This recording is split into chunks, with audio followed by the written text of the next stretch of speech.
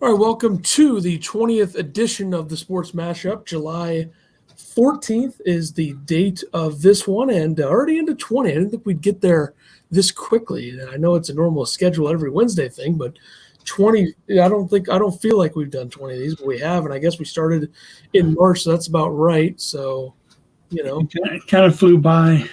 But to start everything off this week, we got to give a shout out to our former producer, Ethan's brother, John Carter. I forgot last week to give it in on getting engaged to his girlfriend, Kayla, now fiance. Yeah, I forgot to. I guess you forgot to do it last week. I don't know if you're going to do it at the end, but we'll get it out of the way at the beginning. So, very exciting for him, and you're going to have a sister. I guess so. And I don't think he ever listens to this, so he's not going to know this happened. But I'll let him know. So we'll see if he listens to it this time. Maybe he will. I don't know if he's listened to any of the 19 to this point, but 20, he gets a shout out. And, he was a producer for a couple episodes in the original run, which I believe he wanted to go home the entire time he was producing, but he gutted it out, did his job, and good thing we don't need a producer anymore. We can just do these, remotely and do it easily and upload it. And let's get it. I think with the original one, it was week 1, we kept him around because I gave him some beer. Yeah. Episode 2, he was ready to get out of there because I didn't have any beer for him.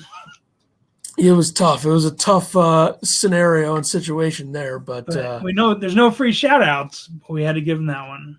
Yeah, not very many. We don't give too many shout outs on this show to, people, but shout out to the Team USA in basketball. They lose the first 2 exhibition games to Nigeria and Australia. Then they beat Argentina by 28 tonight. I would have thought that they should beat Australia pretty easily. I know it's an exhibition game. It really doesn't matter, but I'm kind of surprised they lost that one. Nigeria, they shouldn't have lost, obviously. Nigeria had some sharpshooters, though. I know that from watching some of it. But first time back-to-back exhibition losses since 1992, which was the dream team. Not saying this team is anywhere near the dream team, but no, I think there were 54-2 in exhibition games before this year, and I'm guessing the other 2 losses would have been back then.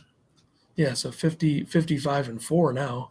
There you go. I mean, this team's going to get reinforcements. Like Middleton, Holiday, and Booker will join the team when the Olympics start, so that'll be big for them. But I don't know. This team's a lot better.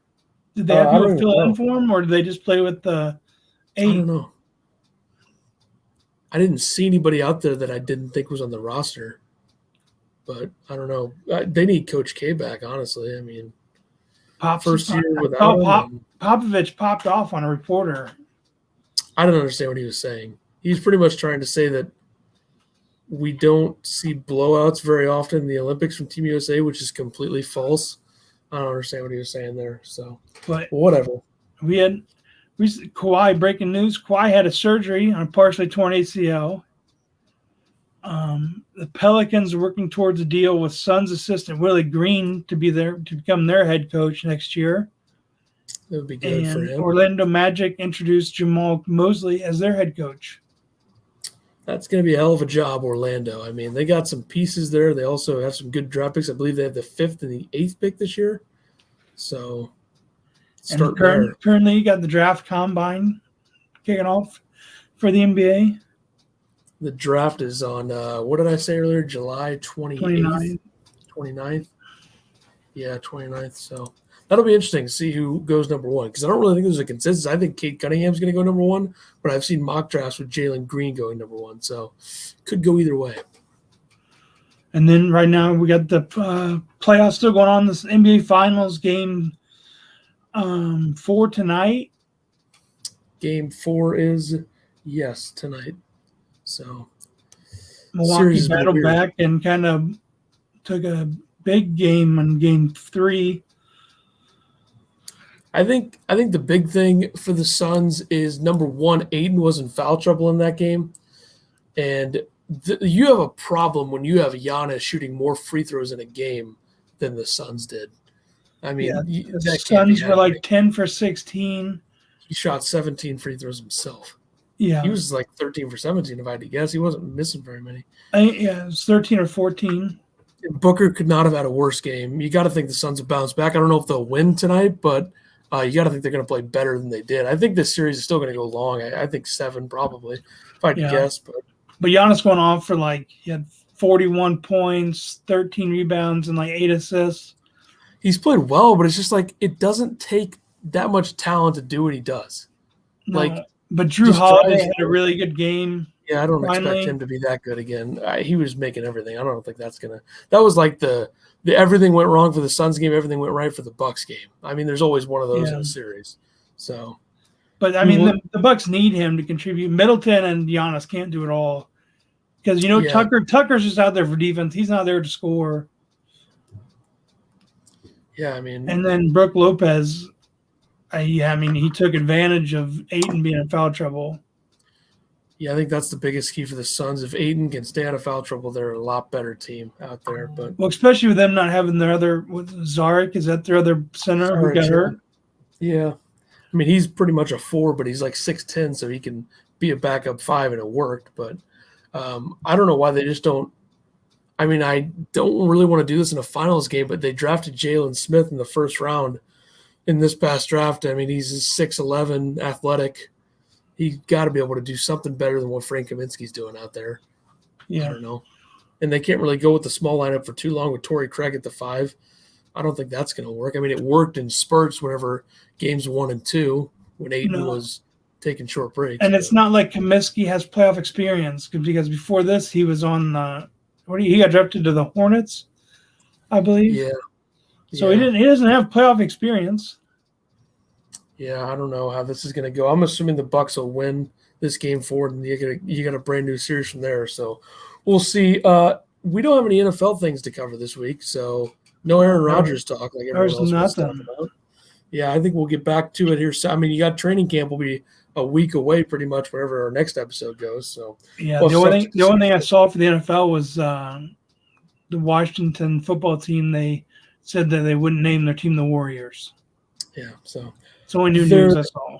They're not going to have a new team name until 2022, I'd assume. So too late now to do that. But college hoops, Illinois star Kofi Cockburn will make an announcement on Friday. He's expected to choose either going back to Illinois or going to Kentucky. Seems like kind of the what's going around. And the sense that I get is I feel like it's really a straight up 50-50. I don't really know what's going to happen here. So yeah, it was weird. I was talking to Tyler last week after we recorded.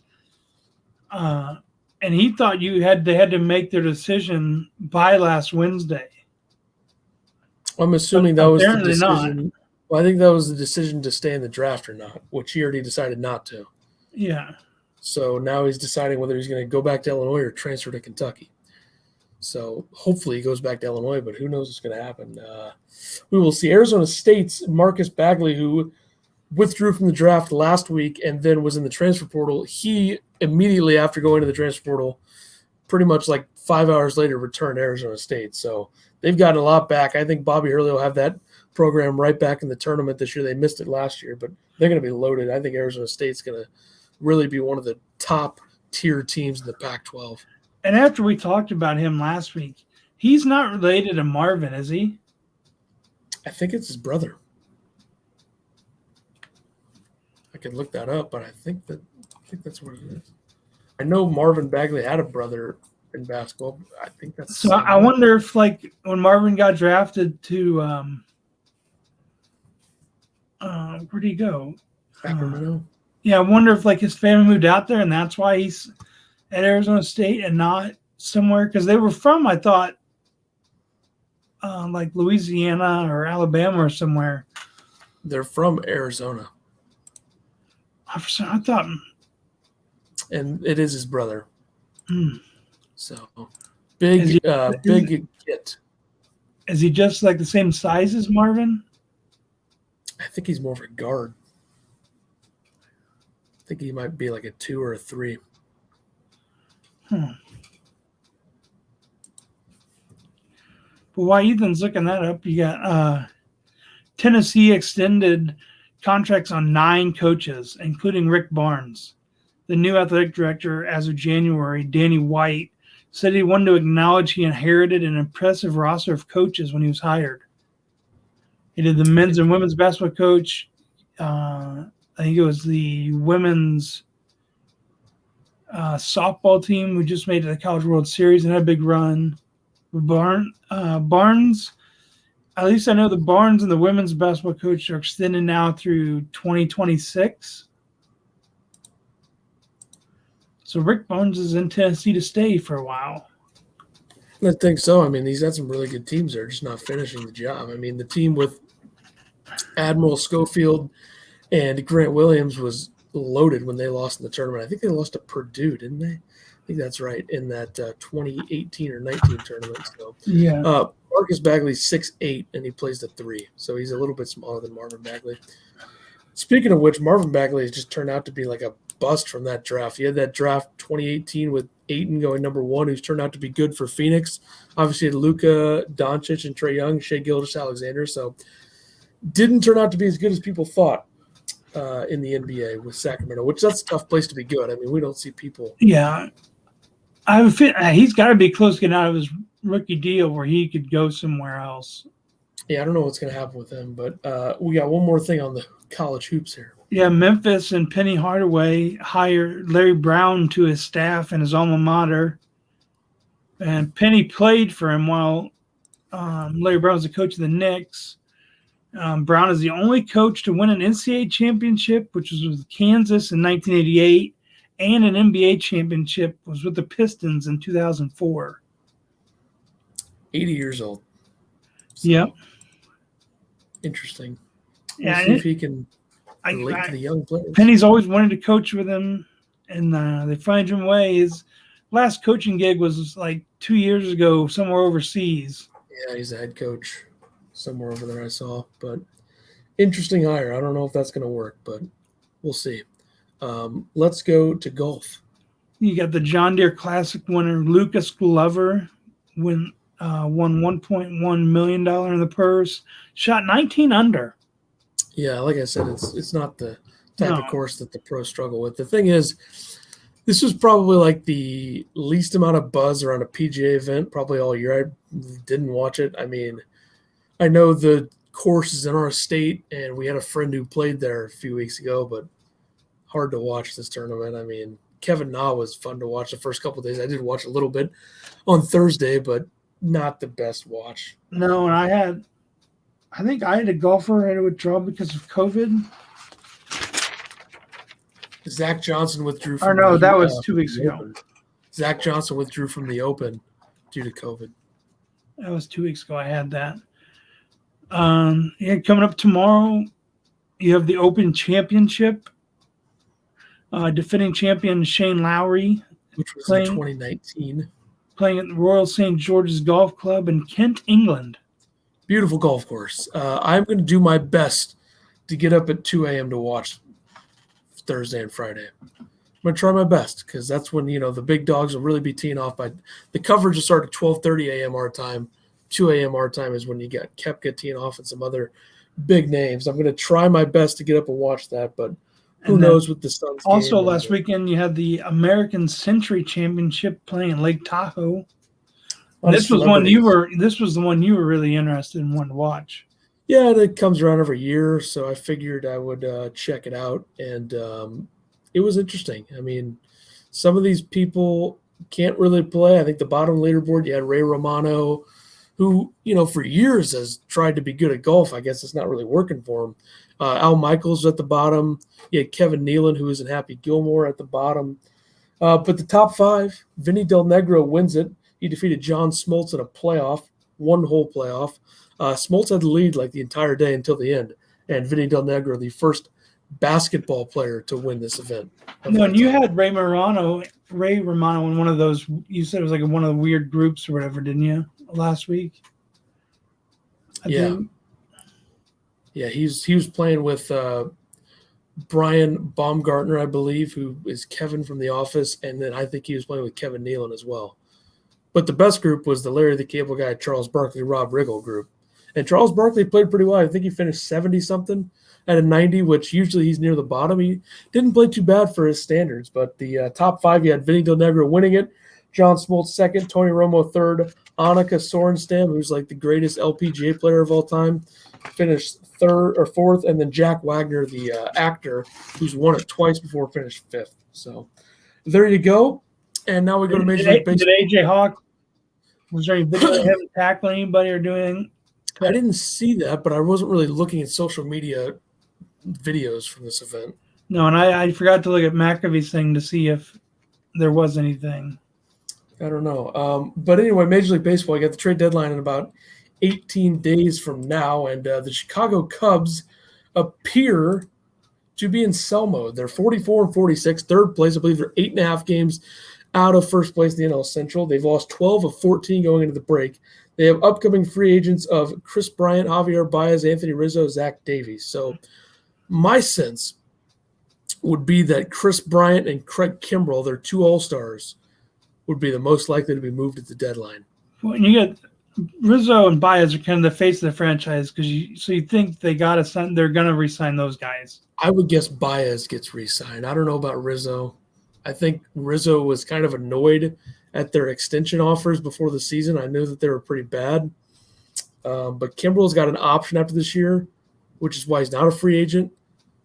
So I think Kimbrell and Bryant would be the ones to go because, the market for a lockdown closer for a playoff team is pretty high. You look at what the Cubs gave up to get Aroldis Chapman in 2016 to win the World Series. They gave up Gleyber Torres, who looked like he was going to be a superstar until the last couple of years he's been off. But they're going to have to give up a premium prospect to get Kimbrell. But I've always thought Bryant would be done, maybe even before this season. I think the Mets would be a perfect fit for Chris Bryant. I have a feeling if Rizzo goes in where he's going to the AL, to probably be a DH.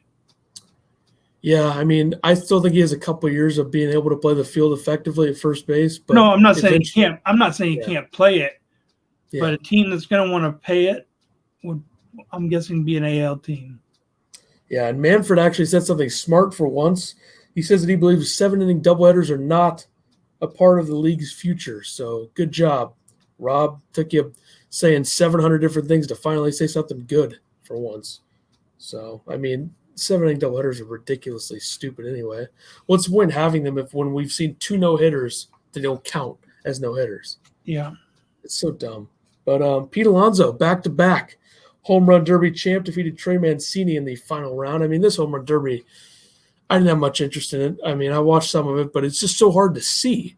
Like when the ball's hit, you can't see the ball. No, and I was watching a bunch of stuff on it today about it because I didn't watch it last night. I still haven't seen any of it, but I was listening to people, what their reaction was about it, and they were talking about how there wasn't a ball tracking on every one, so you couldn't tell. They weren't showing a distance for every hit. And then the fact that people were having to bounce between ESPN2, which is the main channel it was on, and ESPN2 to watch parts of it, how they had to keep bouncing back between channels. They said it was a horrible coverage, just like the hot dog eating contest where that froze out on a record. And I guess there was a big bet on if a homer went over 518 and a half foot, it would break a record. And the announcers really didn't pay much attention. They said one was hit 516, and that's all they said. So they didn't even say that it was close to breaking a record. And a ball was hit 516 feet in Colorado where the ball just flies. I guess it was just a horrible coverage all around. Yeah, I mean, this format sucks. Ohtani didn't make it out of the first round. He was gassed after his first round. It was like 28-31 between him and Soto. I didn't expect Mancini to be the one coming out of the right side of that bracket. He got up to a bad start, then got hot. Right-handers had the advantage for sure. So, but the top teams at the All-Star break, you got the Giants, who haven't lost since last week. They're in 57-32.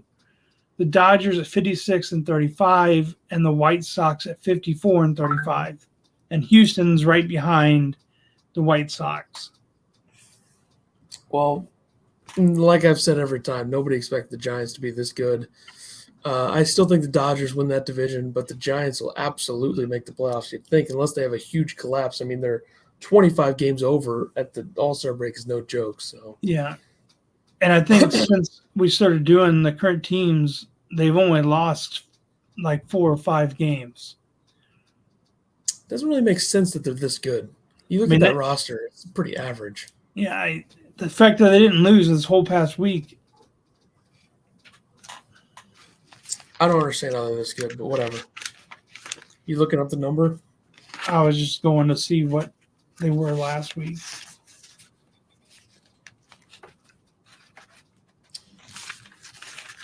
The Dodgers are 21 games over, so they've started to catch fire. The White Sox are the young team that just keeps on going. Like 2 weeks ago, they were 50-28. That's 7-4 since then. Last week, they were 53-32, so they only played 4 games since last Wednesday, but they didn't lose any of them.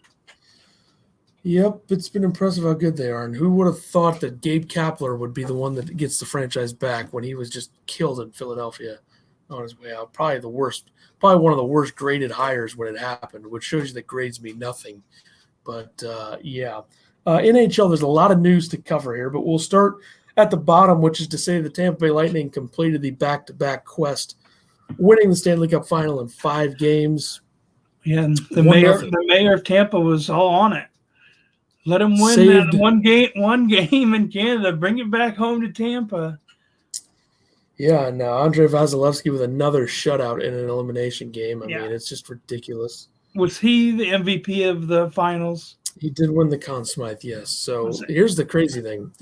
Nikita Kucherov has scored 30-plus points in both of the last 2 playoffs and didn't win the Conn Smythe either time.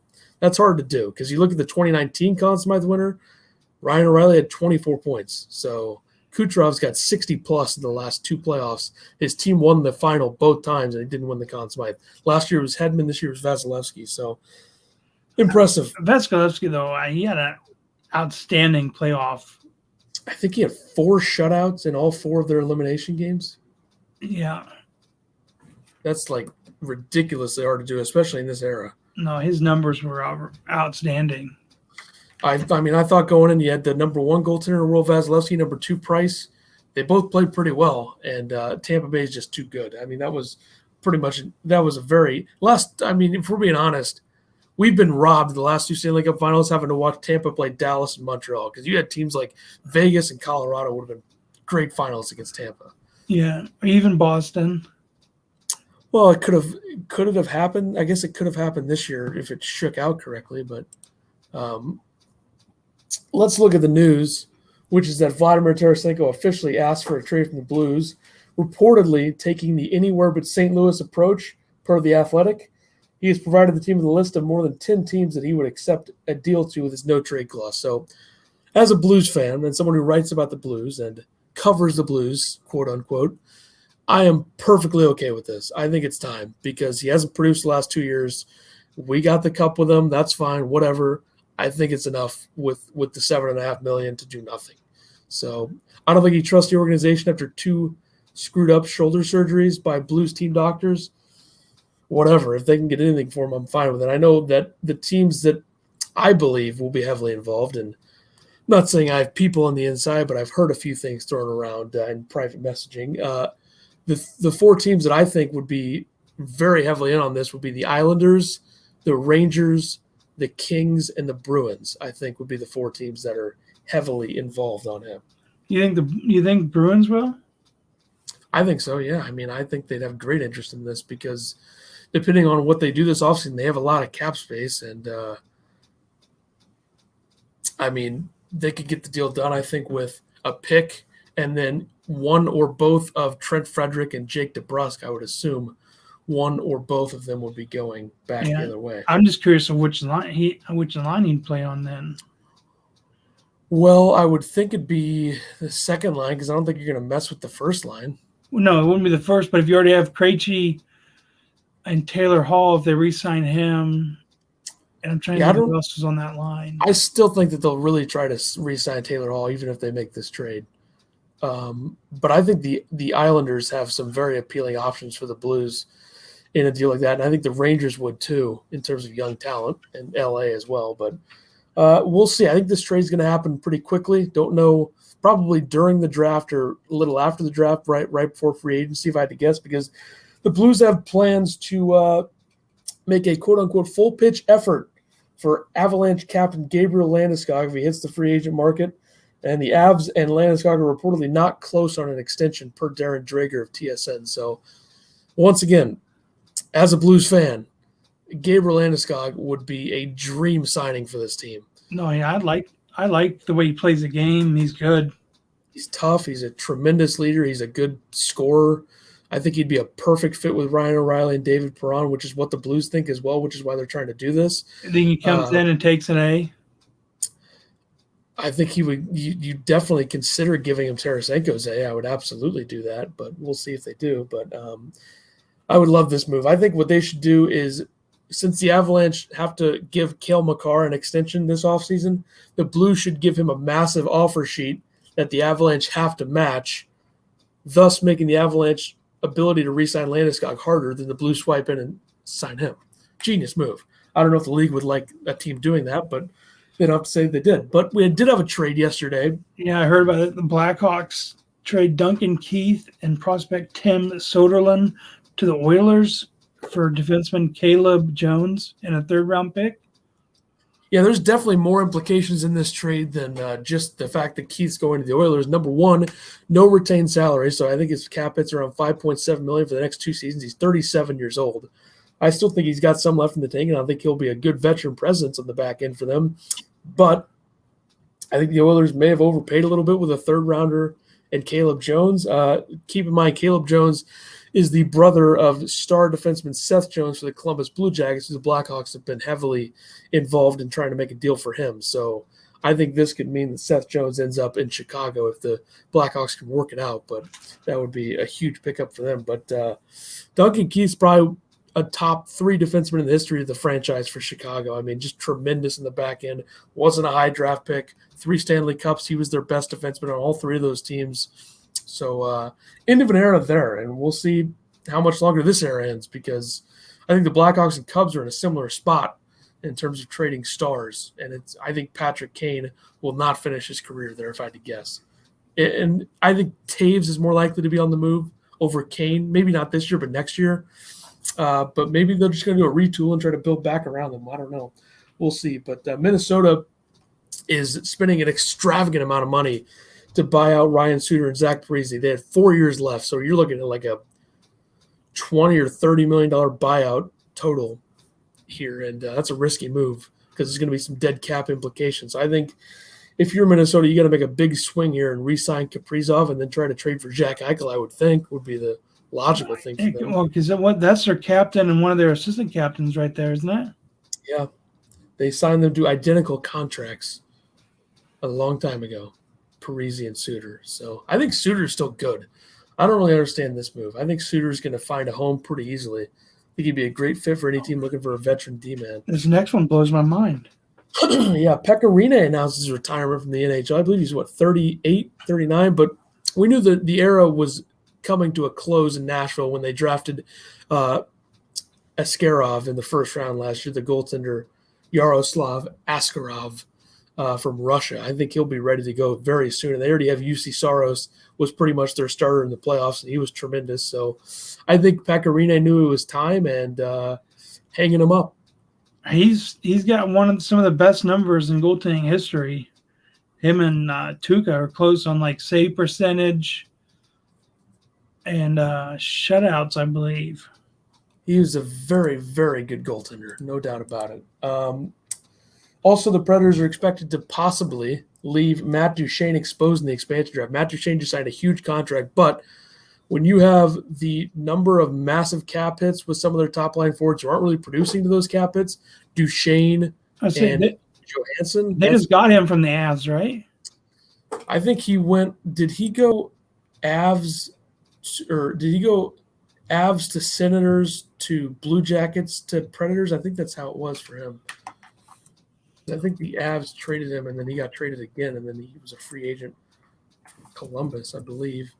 But his cap hit is $8 million until 2026. So that is an extreme cap hit. And you look at the other cap hits they have. I mean, they're paying $8 million to Ryan Johansson until 2025, $6 million to Forsberg this season, 9.059 to Yossi until a long time from now, 6.2 to Ellis, 3.7 to Ekholm. I mean, they're giving out a lot of money to their top line players. But the good thing is they got $22 million in cap space projected right now, so that should be good for them. But I don't know if I think Seattle should take Duchesne. They can handle an $8 million cap hit for 5 seasons as a new franchise, and he'd instantly be probably their first line center. So maybe they'll take him. Another expansion news deal here. Eric Johnson, Avs defenseman, waiving his no movement clause to be exposed in the expansion draft. I don't know if they'll take him, but this just opens up another opportunity for the Avs to protect another defenseman if they go with the 7 forward, 3 defenseman, 1 goalie route, which they need to. I don't know if they have to. I think Cale Makar might be exempt, but they definitely have to protect Sam Girard and Devon Taves. So this helps the Avs organization, and Eric Johnson's a very good leader. I think he'd be a great leader for a Seattle team, but his cap hit's so big that it's like, is there a point? Yeah. I don't know. All right, July 17th is a big date, and we're going to be all over this next week with the expansion protection list, as we will see teams submit, 30 teams submitting their protected list for the Seattle expansion. July 17th is the day for that. I believe the expansion draft's on the 21st. It might be next Wednesday, or the 22nd. It's one of the two. It's on ESPN, by the way, so that's a good thing for the league. But a couple more things here. The Habs will keep Dominic Ducharme as the head coach. He led them to the Stanley Cup Finals the interim. Good for him. The NHL 2021-22 season is planned to be 82 games and back to original divisions. One change, though: Seattle going to the Pacific, Arizona going from the Pacific to the Central, and then it's supposed to begin mid-October, and then it'll end in April. And the schedule reveal should be next week as well for the season. So there you go. And now a few college football things before we get to the betting picks. Yeah, you got Jeremiah Alexander, top defensive end, chooses Alabama over Clemson. He's a number 11 overall recruit, number 1 in the state of Alabama, 6'2", 230-pound defensive end. I guess it was down to the wire between which one he chose, and surprising that if he's the number 1 player in the state of Alabama, that he wouldn't have chosen him out the gate. But with the way Clemson's ran, but you also don't know what Clemson's going to do next year. A new quarterback. Yeah. And then you have linebacker Jalen Sneed, number 97 overall, commits to Notre Dame. Now, Notre Dame has 10 ESPN top 300 commits, second to Ohio State with 11. I still think Notre Dame's never going to be good enough to make it to the national championship, but maybe if the playoff expands, that'll help them a little bit actually win some big they've games. Signed, I think, 14. They've gotten like 14 players already committed. They don't have a problem recruiting there, no doubt. But getting that close to Ohio State out of the top 300 is big. Yeah. All right, let's do the betting picks. I went 1-4 last week. I went 0-1 in the NBA, 1-0 in the NHL, 0-3 at a postponed game. The Mets Pirates is postponed. I went 0-3 in Major League Baseball. So I went 52. I went 3-3. I lost the Miami Dodgers game, and I lost the Washington. You won that one.